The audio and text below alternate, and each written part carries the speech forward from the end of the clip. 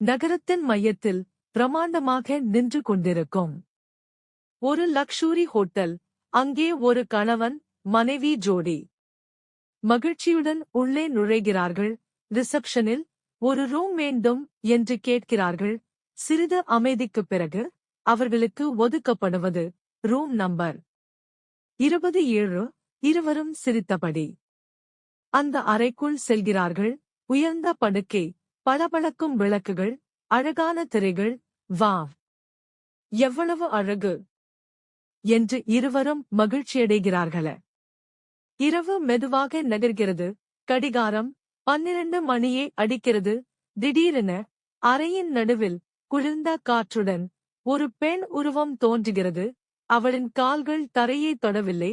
அந்தரத்தில் மிதந்தபடி மெதுவாக பாட ஆரம்பிக்கிறாள். அழகாக, ஆனால் பயமூட்டும் விதமாக. பின் இசைக்கு ஏற்றவாறு நடுவானில் சுழன்று நடனம் ஆடுகிறாள். கணவன் மனைவி இருவரும் பயத்தில் உறைந்து நிற்கிறார்கள். குரல் வரவில்லை, உடல் அசையவில்லை. அந்த ஆவி முழு இரவும் பாடிக்கொண்டே ஆடிக்கொண்டே அந்த அறையை சுற்றி மிதந்தபடி இருக்கிறது. நேரம் மெதுவாக செல்கிறது. இருள் குறைகிறது. ஜன்னல் வழியாக சூரிய ஒளி நுழைகிறது. விடியல். அந்த ஒளி பட்டவுடன் அந்த பெண் ஆவி மெதுவாக கரைந்து காற்றில் கலந்து ஒரே நொடியில் மறைந்து விடுகிறது.